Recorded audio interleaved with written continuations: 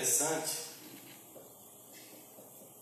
porque eu estava pensando assim, poxa Jesus, às vezes a gente chama, né, as pessoas para ministrar e tal, e assim, eu pensando sobre isso, gente, você vê que é uma infantilidade minha, eu estou até com vergonha de contar isso aqui, mas eu acho que passar vergonha faz parte da cruz, né, senão não seria a cruz, né, e eu pensando, Senhor, a gente chama às vezes os irmãos para pregar na igreja, um pastor, mas parece que a recíproca não é verdadeira, não tem o vai e volta, né?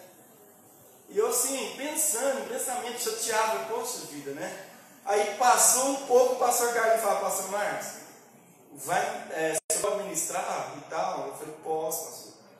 E eu vi isso como uma exortação de Deus na minha vida, não como uma bênção e tal, porque eu estava com um questionamento infantil mesmo, ideia de criança, sabe, Senhor, por quê? E de repente o Senhor vai e usa o Carlinhos, e eu fiquei assim, foi um pouco triste comigo, por quê? Porque Deus falando, você quer, como Deus falou ali para o povo no Egito, vocês querem carne, então vou mandar. E eu vi isso assim, falei, poxa Jesus, eu sirvo o Senhor, eu não preciso de convite nem nada, né? Deus vai me dando as ovelhas e tal, e eu fiquei assim numa reflexão, falei, poxa, amém. E aí o pastor Carlinhos manda o tema, o líder que Deus usa. Eu falei, poxa vida, agora perdoa, né? O líder que Deus usa. A princípio, eu fiquei pensando o que eu vou ministrar, e o Senhor pôs no meu coração a palavra, já tem, desde quando Ele me falou, na hora veio a palavra já para me ministrar aqui esta manhã. O líder que Deus usa, são algumas características que eu quero dar. E eu acho assim coerente falar de algum líder bíblico, é claro, né? Porque nenhum líder, a nossa referência é a palavra de Deus. Deus separou os dedos para ser referência, né? Deus separou os apóstolos para servir justamente de referência para todas as gerações posteriores. E então não foi difícil a gente pegar o modelo de um líder que Deus usa, porque a Bíblia está cheia de modelos de líder que Deus usou. Em todas as suas páginas ali, a gente vê a história de homens que Deus usou, e a gente vê algumas características desses homens. Eu separei essa manhã para falar sobre Paulo, porque, ao meu ver, no Novo Testamento, é claro, foi o homem que mais evangelizou na história da igreja. Talvez ainda não nasceu uma pessoa tão usada como Paulo, que abriu mão da própria vida em prol do reino de Deus. Então, quando a gente olha para a vida de Paulo, o que fez esse homem ser tão usado por Deus como ele foi? Quais são as características de Paulo que fez com que Deus usasse tanto ele? Paulo escreveu, se eu não me engano, quase 50%. Não, eu falo na porção, quase 50% do Novo Testamento. Né? Ele escreveu 13 cartas, né? Mas eu acho que dá quase 50%, eu não esqueci, apóstolo. Mas eu 27%. 27%? Não, fala assim, 27%. Né? Então ele escreveu quase a metade do Novo Testamento, um homem só. E a gente vê a palavra de Deus dizendo que a revelação da igreja foi dada a ele. Quando ele escreve Efésios ali, ele traz algo que nenhum apóstolo trouxe, que a igreja estava escondida desde a eternidade de Deus. Olha que coisa tremenda. Então, ele foi arrebatado ao terceiro céu. E ele falou, olha, eu vi coisas inefáveis que não posso dizer. Então, por que ele teve tanta experiência com Deus e outros homens não? Né? Então, eu fiquei observando a vida de Paulo. Por que Deus usou tanto ele? Está certo que ele fala que não depende de quem corre, e ele deixa isso muito claro, depende da graça, depende da escolha do próprio Deus, mas a gente pode extrair da vida de Paulo alguns ensinos para nós, não pode? Né? Claro que pode. Porque Paulo cria que, ele dizia muito claro nos textos dele, que não dependia dele em momento algum, que era a graça operando fortemente na vida dele. Mas isso é claro que a gente pode olhar para a vida de um homem desse e falar, poxa, qual foi a contrapartida, se teve, qual foi a contrapartida que Paulo, as características que Paulo teve. E isso eu procurei examinar a partir de um texto só, que a gente vai estar lendo, está lá, eu quero que você abra no livro de Atos, capítulo 20, que é o discurso de Paulo aos anciões de Éfeso. Aqui Paulo estava perto de cumprir ali o chamado de morte dele. Você fala, pastor, um chamado de morte. Paulo tinha um chamado de morte na vida pessoal. Ele sabia o que iria enfrentar. O Senhor já havia falado para ele. Profetas de cidade em cidade falavam para Paulo que ele ia enfrentar prisões, açoites, ia ser amarrado e tal. Então ele decide seguir o caminho da cruz como Jesus seguiu.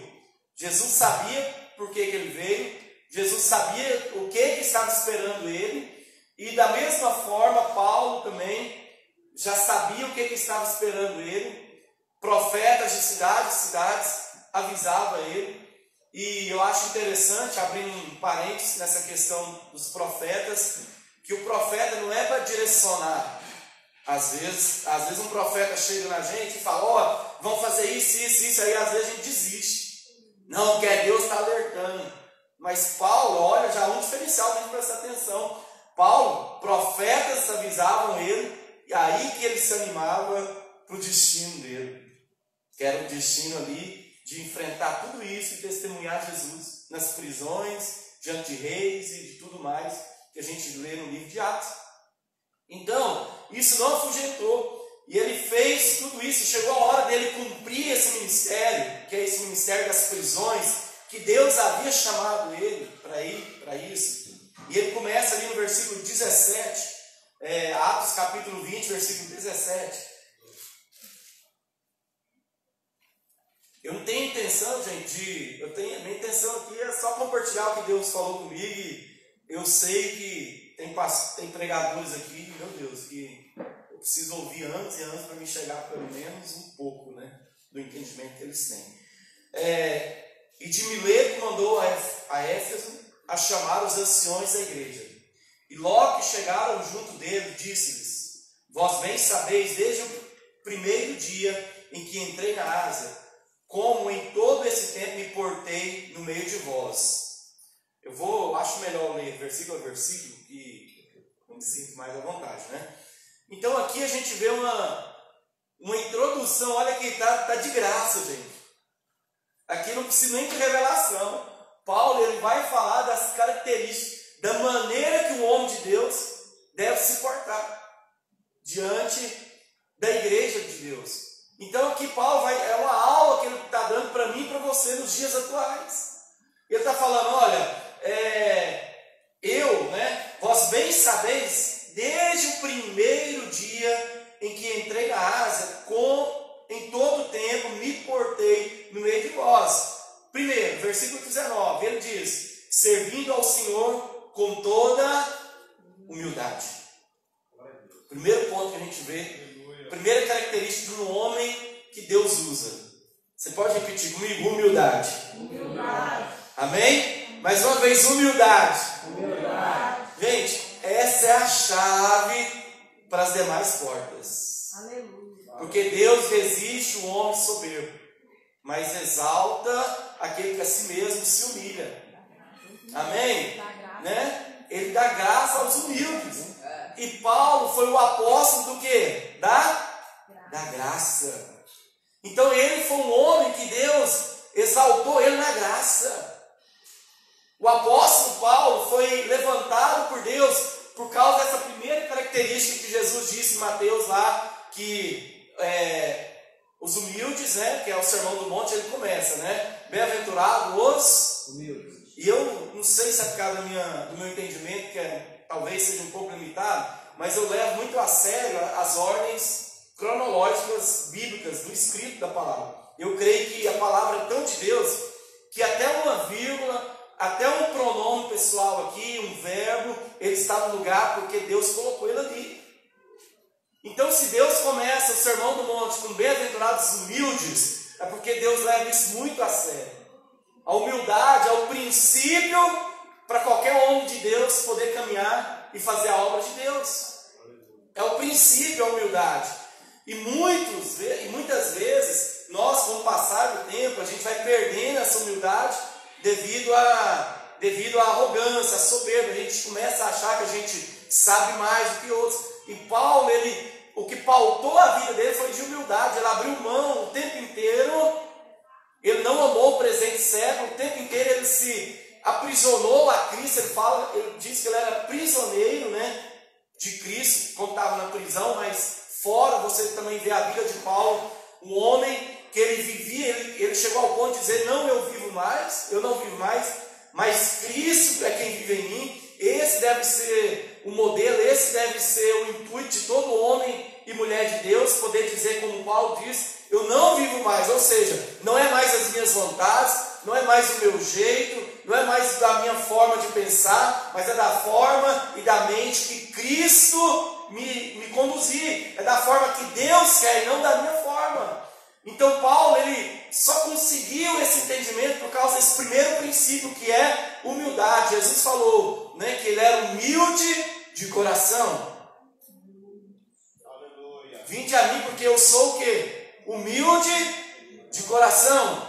Então nosso modelo é Cristo, amém? E o modelo de Paulo era Cristo. Então ele falou, a primeira característica que ele fala, como ele se portou na igreja, olha, servindo ao Senhor com toda humildade. Porque tem a maneira de você servir a Deus de várias formas, mas a maneira que Deus quer do homem e da mulher de Deus é da maneira humilde. Tem várias formas. Paulo chega a dizer num outro momento, alguns servem para contenda, outros para vontade própria, outros para se engrandecer, mas essas maneiras não é a maneira que Deus está procurando. A maneira que Deus procura é dessa forma, servindo com toda humildade. A gente vê líderes e líderes servindo a Deus, mas não da maneira que Deus quer, mas eles estão servindo da maneira deles, da maneira que eles acham que é correto, da maneira que eles entendem ser correto. Mas nós não temos que entender aquilo que já está explicado, que já está claro, que a maneira que Deus nos aceita na igreja, que a maneira que Deus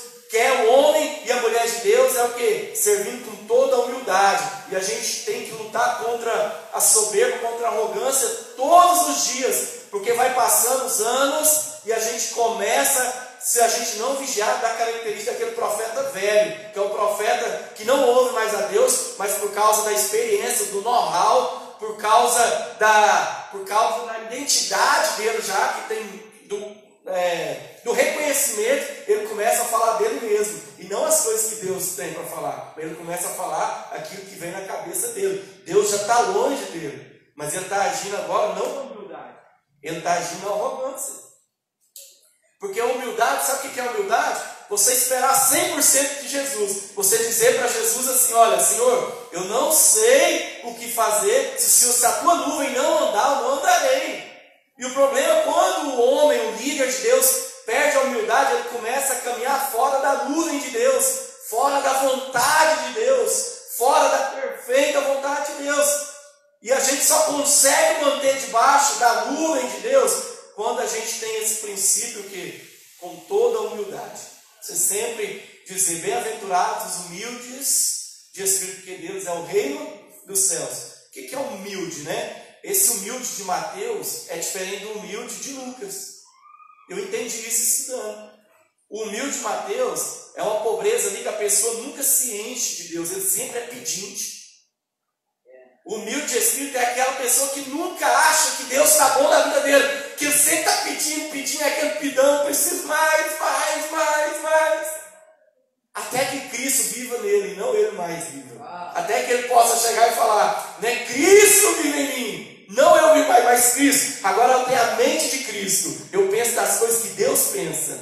E Deus não pensa nas coisas dos homens, porque Jesus, quando afasta o diabo de Pedro ali, quando ele dá uma repreensão a Pedro, ele fala, porque o diabo só cogita nas coisas dos homens. As coisas dos homens, meus queridos, não é as coisas de Deus. As coisas de Deus são celestiais. Colossenses 3, pensai nas coisas, se já ressuscitaste com Cristo, pensai nas coisas que são do alto. Vocês estão entendendo? Então a mente do homem de Cristo que Deus usa é uma mente celestial, é uma mente que não está envolvida, né, nos desejos dessa terra, porque muitos abandonaram a Paulo. Em 2 Timóteo a gente vê um texto, é o texto mais emotivo de Paulo. Você vai ler 2 Timóteo, se você ler com essa ótica, você chora.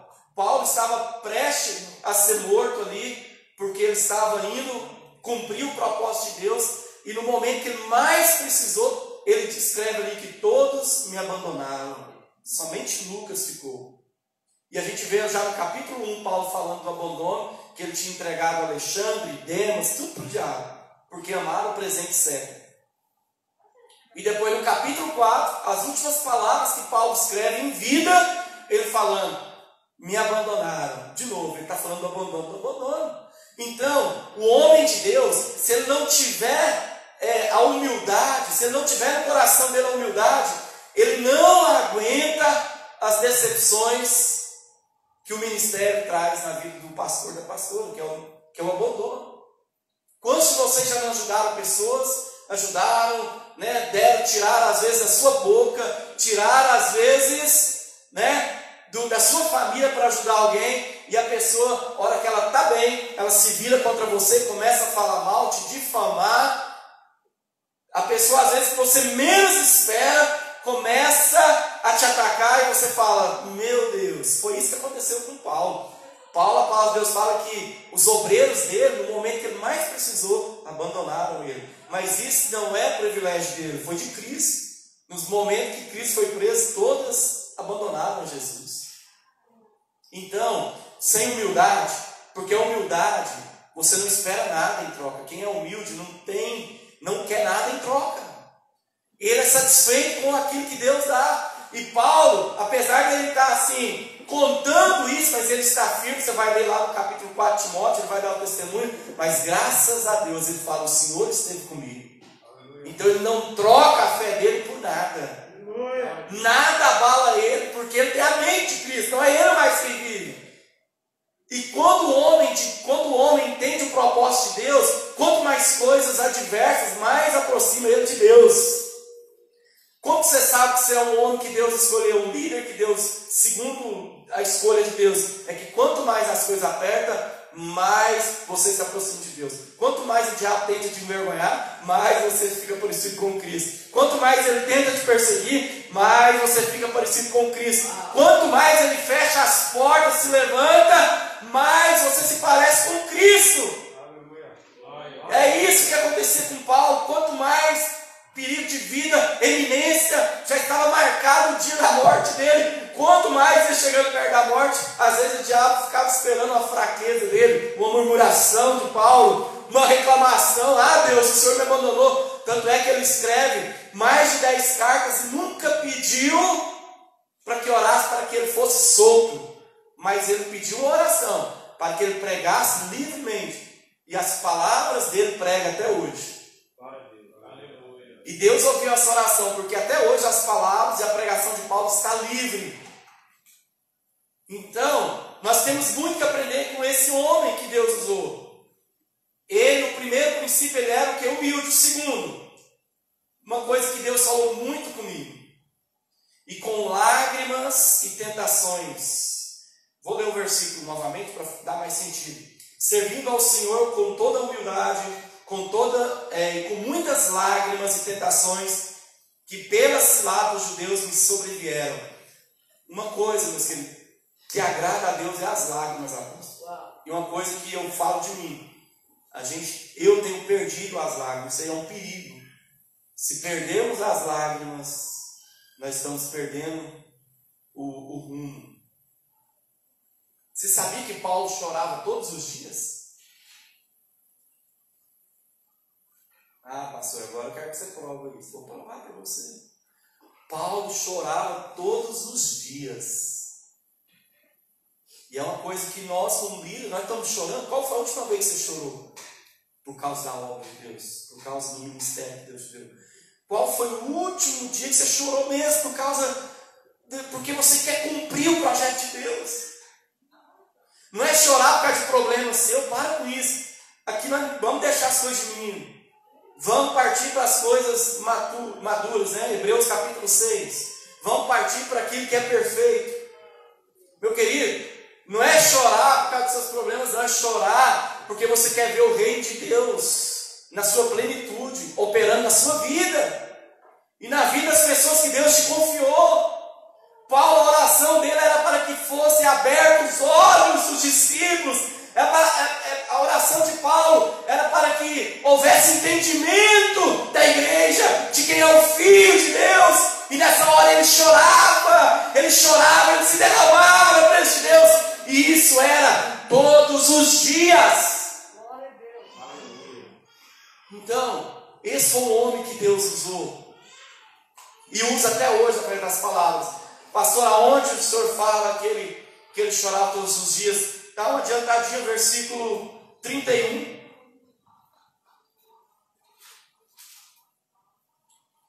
Portanto, vigiai, lembrando-vos de que durante 3 anos não cessei noite e dia de admoestar com lágrimas a cada um de vós. Uai, se ele escreveu isso aqui, eu creio que é verdade. Ou você crê também? Amém. Todos os dias com lágrimas. Então, uma coisa que eu aprendi aqui, quando eu estava preparando essa palavra para pregar hoje, a gente tem que exortar os irmãos com lágrimas. Ou seja, não na soberba, porque na soberba a gente vai para arrebentar o irmão.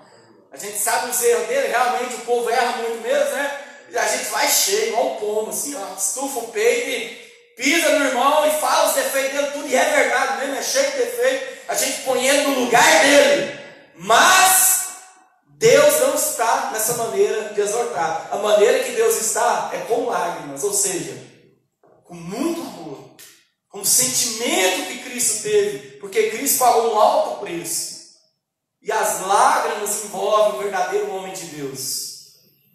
O homem de Deus, eu não acredito no homem de Deus que não chora. Eu não creio que exista um homem de Deus que não chore, porque o próprio Cristo chorou. Se Deus, que é o próprio Deus encarnado, que já sabia de todas as coisas antes de acontecer, se ele chorava, por que eu e você não chora? Cristo chorou quando o amigo dele morreu, Lázaro, e Cristo chorou quando estava vendo Jerusalém. E ele fala, Jerusalém, Jerusalém, quantas vezes te quis, né, fazer contigo como a galinha faz com seus pintainhos, mas vocês não, né, vocês rejeitaram.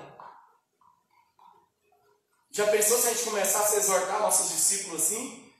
Começasse a chorar na exortação? Olha, eu quero seu bem, meu querido, mas você tem rejeitado a palavra de Deus.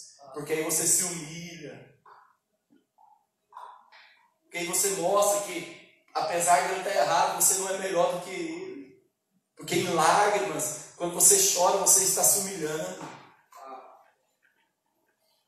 É muito fácil a gente dar lição de moral nos outros, gente. Eu trato o tempo inteiro com pessoas, vocês também.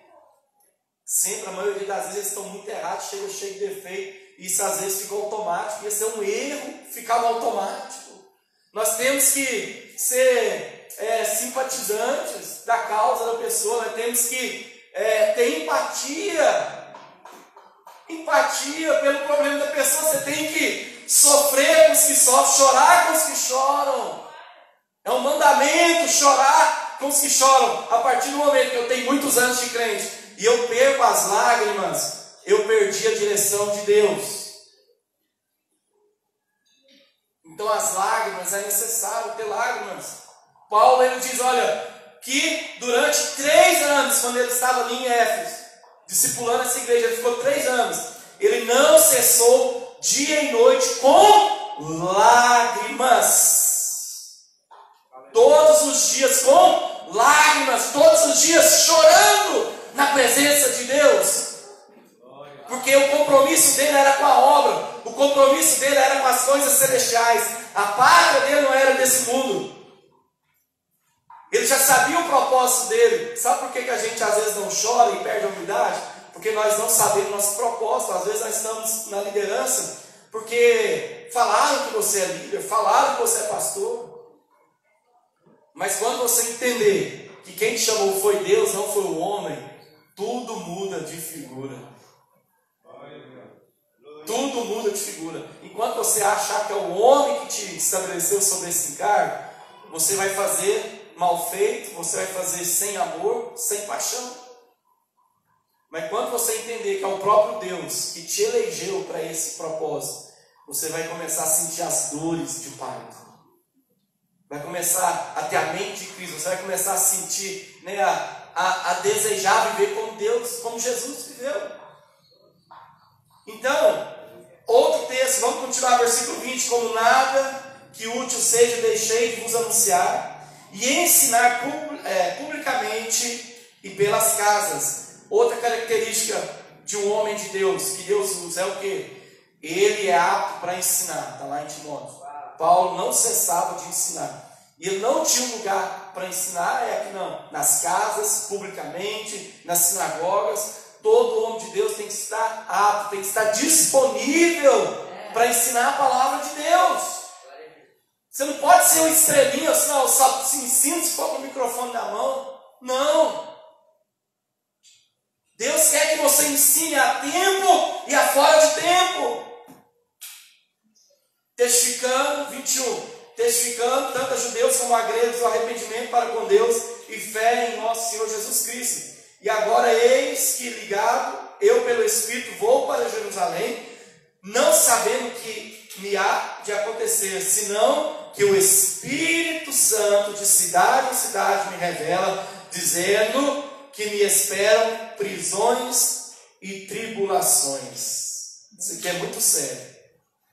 Nós temos que parar com essa meninice de, Deus me alertou para mim não ir para esse caminho, porque Paulo, meu querido, de cidade em cidade, fala, te espera prisão. Qualquer um de nós aqui, eu penso, talvez, que a hora que um profeta de Deus, porque lá os profetas eram de verdade, não era igual os de hoje, lá falava e as coisas aconteciam. Se um profeta desse chegasse agora, então não vou não, estou fora, cancela minha ida para Jerusalém. Sim ou não? Vai me prender, me amarrar, estou fora. Mas Deus falava para ele, porque Deus avisa aos seus profetas. Deus não faz nada sem avisar os profetas. Mas isso não mudou a identidade de Paulo em momento nenhum. Mesmo sabendo que o caminho que ele estava indo, a obediência que ele estava tendo, iria trazer prisões, açoites e a morte como trouxe. Amém ou não? E agora, versículo 22, e agora eis que ligado estou pelo Espírito e vou para Jerusalém, não sabendo o que há de me acontecer, senão que o Espírito Santo de cidade em cidade me revela, dizendo que me esperam prisões e tribulações. 24, mas nada faço questão, nem tenho a minha vida por preciosa. Isso aqui é que me impacta, meus queridos. O homem de Deus, aí eu poderia falar aqui, eu poderia falar a tarde inteira, começando ali de Sete, depois de Abraão. Depois eu ia ali para Noé, né? E ia para Enoque, né? Depois de Sete, Enoque ia para Noé. Depois iria para Abraão, falando que todos eles tiveram essa característica aqui, ó. Essa aqui. Mas nada faço questão, nem tenho a minha vida por preciosa, contanto que se cumpra com alegria a minha carreira e o ministério que recebi do Senhor Jesus, para dar testemunho do Evangelho da graça de Deus, amém? Isso aí é uma característica forte em todo homem de Deus. Ele não tem a sua vida por preciosa. Se você tem sua vida por preciosa, sai do barco. Você não serve para esse ministério, porque nós somos chamados para abandonar, para perder a nossa vida. Jesus disse, aquele que perder sua vida, achará. Aquele que por causa de me negar a si mesmo, esse que vai ser meu discípulo. Então, se você entender isso aqui, olha, Abraão não teve a vida por preciosa. Ele largou tudo por causa de uma direção de Deus. Moisés não teve a sua vida por preciosa. Deus falou para ele construir um barco, meu querido, não havia chovido na terra ainda naquele momento. E ele ficou 120 anos sendo ridicularizado, humilhado, caluniado, maltratado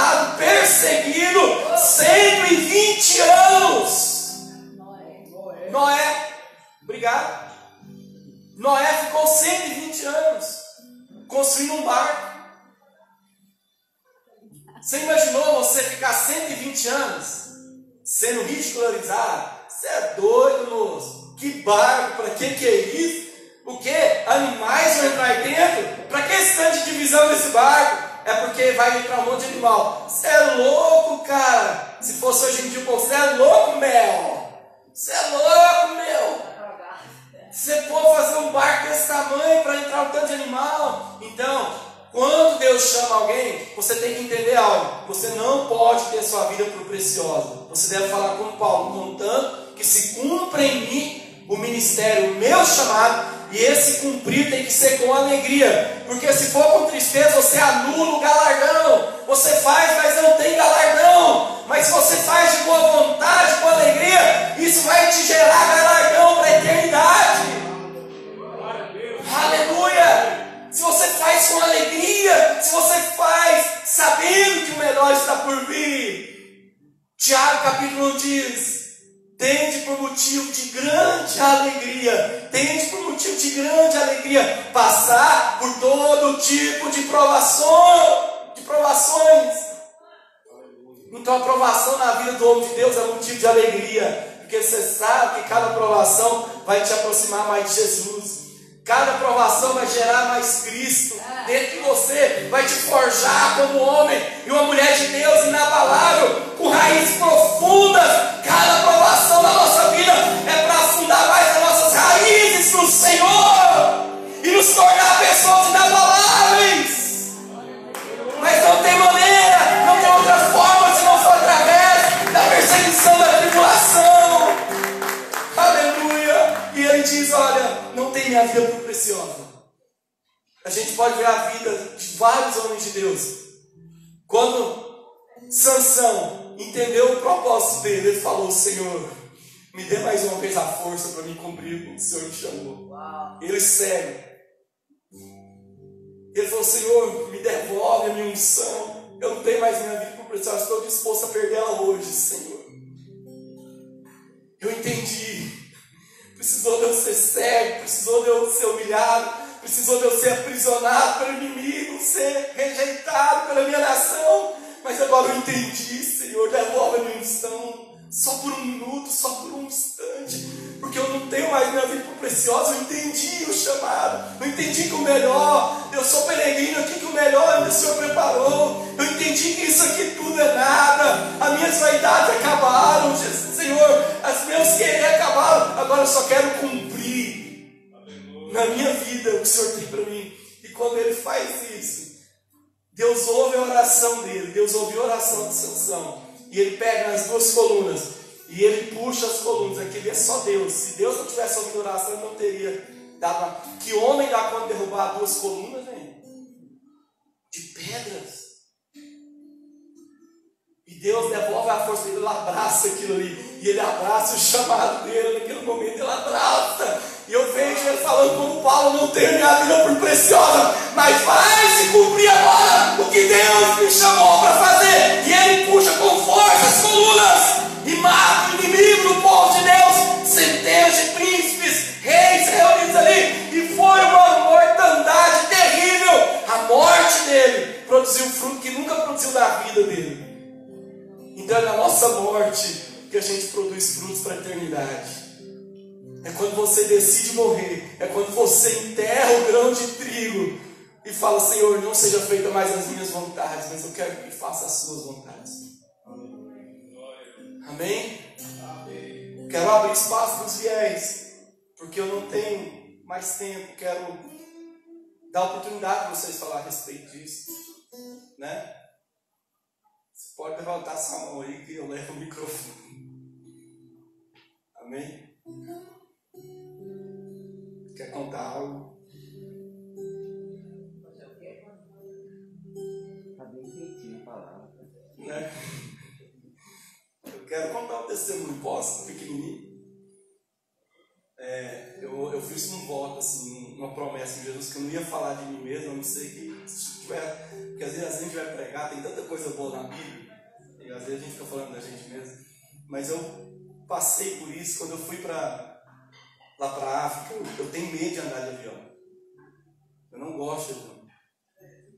E quando eu fui, Estava aqui no aeroporto aqui. A gente foi decolar o avião. O avião não decolou, deu problema hidráulico. Paralisou tudo. Aí foram lá, arrumaram o avião, ficamos horas ali, 1 hora e pouco dentro do avião. E eu falando, Senhor de Deus, né? A gente pede, Senhor, abençoa Jesus, abençoa Deus, né? E eu falando, meu Deus, Senhor não deixa esse avião decolar, se for cair não, Jesus. E aí, foi a segunda vez, ele foi, pegou aquela velocidade que pega, de repente não decolou. E eu falei, Deus ouviu minhas orações. O avião não decolou pela segunda vez. Aí foi o comandante, olha pessoal, nós tivemos um problema na aeronave, nós não podemos decolar, nós vamos ter que trocar de aeronave. E eu falei, meu Deus do céu, não tem minha vida por preciosa. Já comecei nesse dia, Senhor, não tem minha vida por preciosa. Eu queria pelo menos chegar, Jesus, sabe? Não, se eu morrer no caminho, não tem minha vida por preciosa, eu não queria chegar.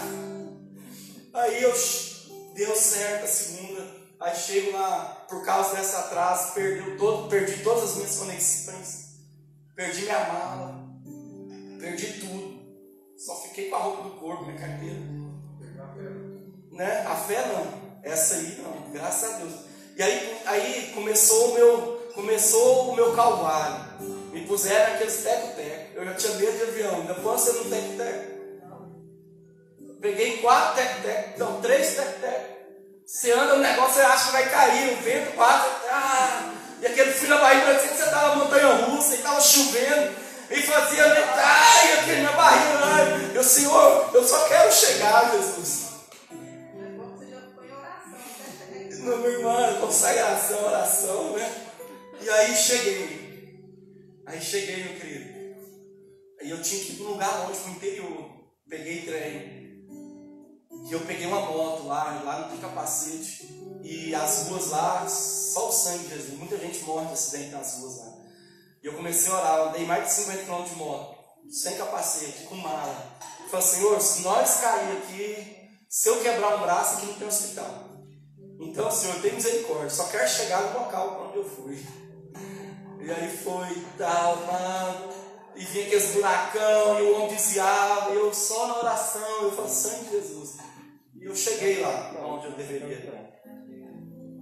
Aí eu entendi. O resto, né, foi, eu cheguei lá. Eu cheguei, e eu entendi aqui um pouco, né, do que Paulo passou para chegar nas missões dele. Naufrágio, açoite, apedrejamento, tudo cumprindo a direção que Deus dava. Então vai ter momento que a gente vai ser provado a nossa fé e realmente nós vamos poder dizer isso aqui, Senhor, não tem minha vida por preciosa, desde que seja cumprido, né? Desde que seja cumprido o ministério ao qual o Senhor me chamou. Então você tem que ter esse versículo na sua mente quando vier os tempos difíceis, os desafios, até de morte mesmo. Amém? Eu queria contar mais coisas, mas quero dar oportunidade para os irmãos agora. Quem quiser levantar a mão, eu vou levar o microfone dentro da igreja. É 3 minutos, pastor? Cada um, né? 2 minutos. Bom dia, paz, shalom. Eu tenho, dentro dessa palavra, pegando um gancho, eu tenho me preocupado muito com a nossa situação como noiva de Cristo, como igreja nesse tempo, porque parece que é para a gente andar na contramão do mundo e muitas vezes nós não estamos fazendo a diferença como igreja do Senhor. Mas quando a gente escuta o pregador, muita coisa vai remetendo na nossa mente. E uma das coisas que foi muito forte, assim, eu sou apaixonado pelos personagens bíblicos. E um deles é Paulo, porque Paulo, de perseguidor, nós sabemos que ele passou a ser perseguido. E muitas vezes nós não queremos sair da nossa zona de conforto. A minha igreja está com 30 membros. Ô glória! Está muito bom. Se aumentou mais 5, está ótimo. Não, mas eu creio que é tempo de se levantar sobre a face da terra homens de compaixão. Como Jesus sentia, os discípulos falavam para ele, Senhor, a multidão é grande e estão te empurrando mesmo. Não. Tem algo aqui muito inusitado que está acontecendo. Que alguém me tocou diferente. De mim saiu virtude. Senhor, as multidões estavam com fome, já era tarde, avançada a hora. Não podíamos despedir a multidão. E os discípulos ali sem saber o que fazer, que não tinha uma rede de peixaria, nenhuma rede de padaria aberta ali, mas os pães e os peixinhos de um menino apaixonado, no lugar certo, na hora certa, dentro de um contexto, seguindo um beneplácito, a vontade de Deus, alimentou a multidão de mais de 5.000 homens. A pergunta é, encerrando, que a minha intenção não é ser prolixo. A pergunta é, onde estão esses homens de Deus? Onde estão essas mulheres de Deus? Hoje, com tanta tecnologia, com zap, com Twitter, com tanto trem que eu não sei nem falar, que eu sei mal fazer uma ligação no celular. Aonde que estão esses homens de Deus? Eu tenho me perguntado. Eu tenho feito essa pergunta para mim. Eu tenho feito essa pergunta para mim. Eu abro meu coração nessa manhã com os homens de Deus que eu considero que aqui estão nessa manhã. Onde estão os homens de Deus?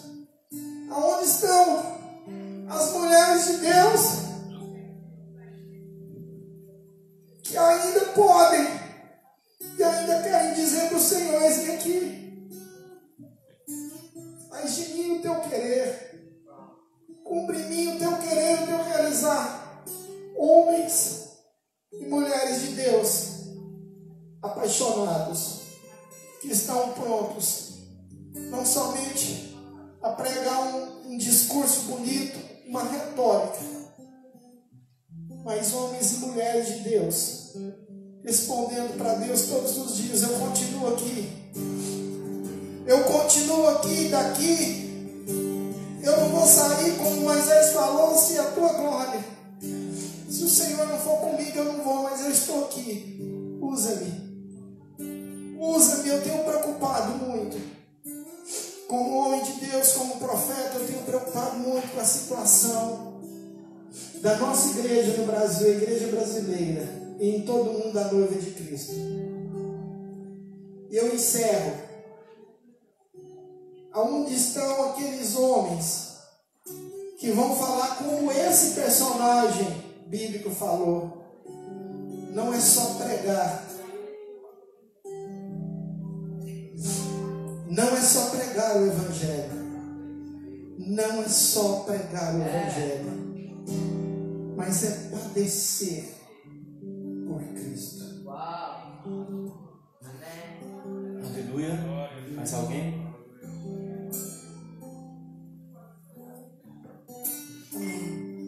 Paz Senhor a todos. Eu quero só testemunhar um pouquinho, porque essa palavra ela mexeu muito comigo.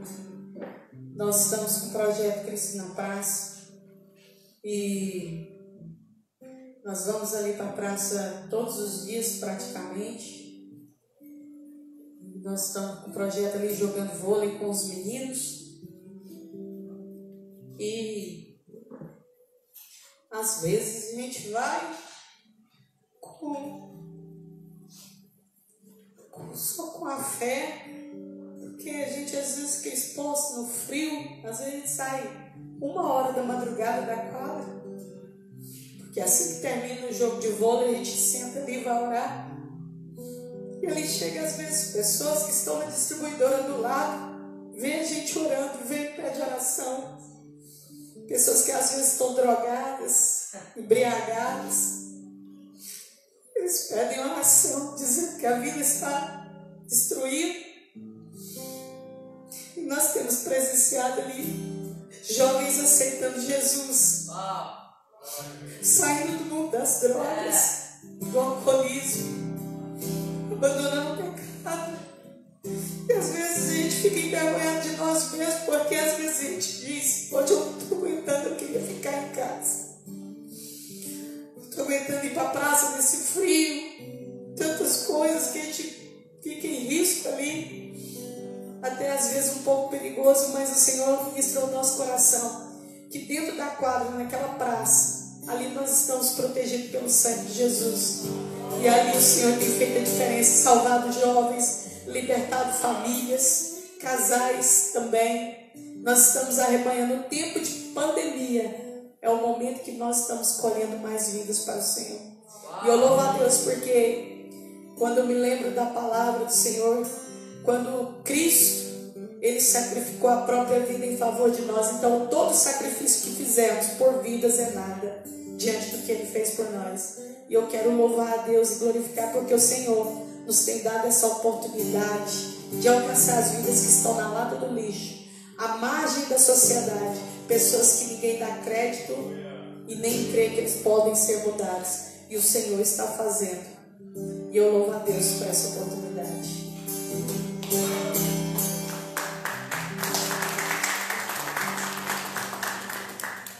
Meus amados, graça e paz. Eu sou o pastor Vera, que vice-presidente do Ministério Nova de Paz aqui na Aparecida. Eu estou com 70 anos, virou agora em janeiro, 22 de janeiro. E agora nessa pandemia, eu fui assim, muito questionado, devido de estar no grupo de risco. Assim, eles falando, muitos falam, você está no grupo de risco, você não pode sair, tem que estar confinado, parado dentro de uma casa e para evitar o contágio. Mas eu olhando as reportagens, os jornais, não é? As notícias mundiais e as notícias nacionais, locais, etc. Fiquei incomodado de que se a gente ficar confinado, cabe a palavra que Jesus falou aos discípulos: se estes se calarem, as pedras clamarão. Digo, não há meio de ficar confinado. Porque esta pandemia, ela não veio, meus amados, ela foi permitida por Deus, e sabe disso. Nós temos os livros escatológicos, nós estamos vivendo uma situação que nós não sabemos o que vai acontecer futuramente, a não ser coisas piores ainda. Nós temos que estar preparados para isso. O que eu quero dizer com isso em relação à palavra que nós ouvimos nesta noite, pastor Márcio? O seguinte: as almas estão sendo destruídas. Os demônios, eles querem fazer nós sossegar de um medo que nós não deveremos adotar ele para nós. Apesar que nós temos que ter nossas precauções, é claro, obedecendo às regras da saúde. Mas também, por outro lado, nós estamos diante de um Deus poderoso que Ele nos guarda a todo tempo e a todos os minutos. Se a palavra diz, Paulo, que não tem a sua vida por preciosa, então é porque ele tinha mais sede e dava mais valor na salvação das almas do que ele mesmo ficar vivendo. Mesmo que se sujeitasse à morte, ele teria que estar ativa, pregando a palavra. Mesmo sofrendo, mesmo agonizado, mas que a agonia de Paulo mais suprema era quando ele via as pessoas perdidas sem poder alcançá-la. E a alegria maior de Paulo era alcançar as vidas. Isso nós também podemos dizer para ele, como Paulo, ainda que estamos sujeitos, como Paulo estava também. Foi bem-vindo a palavra que nesta noite, nesta manhã nós ouvimos. E nesta situação, fomos com a porta aberta em Trindade para pregar o Evangelho em uma residência e aonde agora recentemente estivemos. Digamos, foi muito pouco número, mas 15 pessoas aceitaram Jesus como Salvador. Glória a Deus. Aleluia. Então, meus amados, é isso aí. Nada podemos ter a nossa vida, mas que pressiona, mas que venha cumprir o mistério da palavra de Deus. Glória a Deus. Aleluia, alguém mais? Quer oportunidade?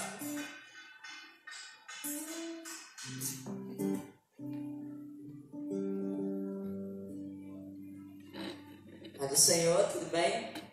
Eu sou o João Pedro e essa palavra sobre cruz é algo que mexe, assim, na verdade não mexe, mas confronta muito a minha vida.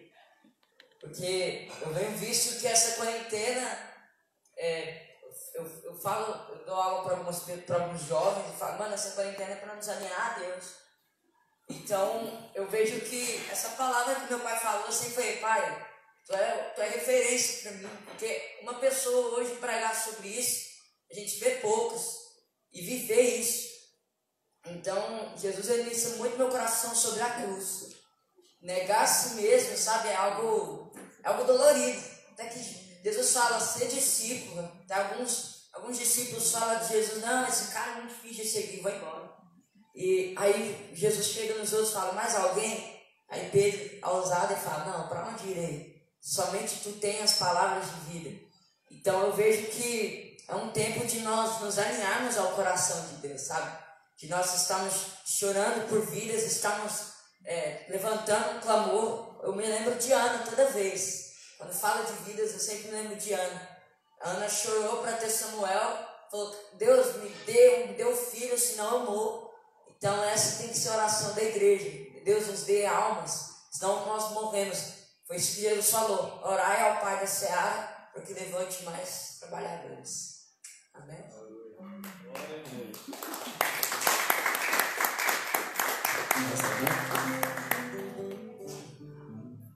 Aleluia. Eu vou falar rapidão. Essa palavra me desafiou mais agora, hein? Estava até falando para ele aqui, vendo o exemplo da nossa família, que eu já tenho visto há algum tempo. O Senhor tem me incomodado muito para sair das quatro paredes. Por mais que a gente faça, às vezes, culto nos lares, células, por mais que a gente faça vigília, mas existe um povo que está nos becos e valados, né? Que nós precisamos ir até eles. E é tempo de ir aos becos e valados, igreja. Amém? Eu vou. Aleluia. Mais alguém, pessoal? Amém? Pastor Carlinhos, passa aqui, ó.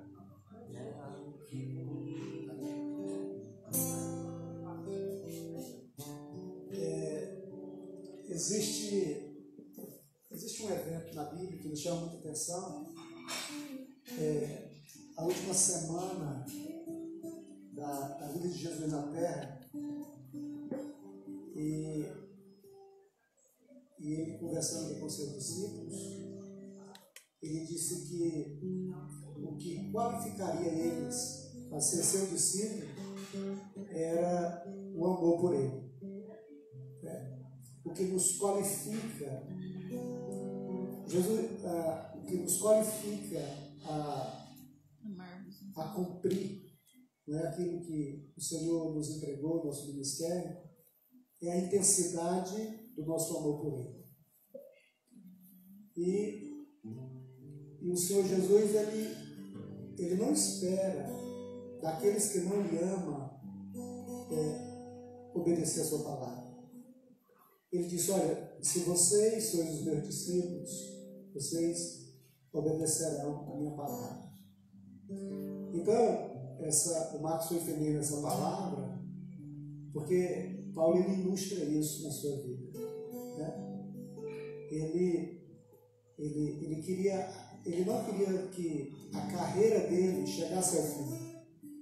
né? Ele queria chegar ao fim com o seu ministério cumprido. E entre a chamada e o término, né, há um espaço de tempo. E nesse espaço nós somos desafiados. Né? O pastor Félix falando nesse contexto de crise, o apóstolo Vanderlei trouxe a palavra falando sobre crise, né? E ali nós vemos, mesmo na crise, o pessoal respondendo com fidelidade. Paulo estava numa crise, né? Muitos desafios, e o amor que ele tinha por Deus fazia com que a vida dele não fosse a última fronteira da sua existência. Ele dizia, não, existe algo maior. E eu acho que a gente precisa continuar andando, apesar das coisas que estão diante de nós. Nós não podemos tirar nossos olhos de Deus, porque se nós tirarmos, se nós deixarmos o nosso amor esfriar, apesar da crise, nós começaremos a fazer como Pedro fez. Nós começaremos a afundar.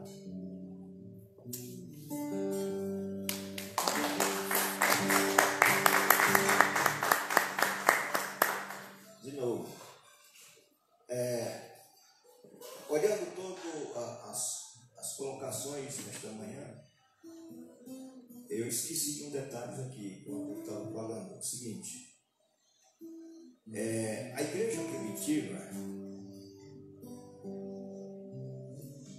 cresceu mais quanto no tempo da crise, quando ela enfrentou a crise. Ela cresceu muito mais. Quando ela estava acomodada, tudo ali, ok, ela crescia menos. Mas quando a crise veio, a igreja cresceu muito. Porque aí a igreja se despertou a pregar a palavra. Amém. Amém. Glória a Deus. Mais alguém? Amém. Vamos ficar de pé. Eu gostaria de encerrar com um hino de gratidão ao único. Eu sabia que ele ia cantar isso. Amém? Aquela música do Pastor Marco. A único que é divino. Eu gostaria de louvar ela com toda a igreja, amém? Para a gente exaltar o nome dele, que nós estamos aqui essa manhã por causa dele, né? É o motivo de nós estarmos aqui. E eu gostaria que você orasse e se derramasse, seja livre, amém? Aleluia. Pastor, aqui, ó.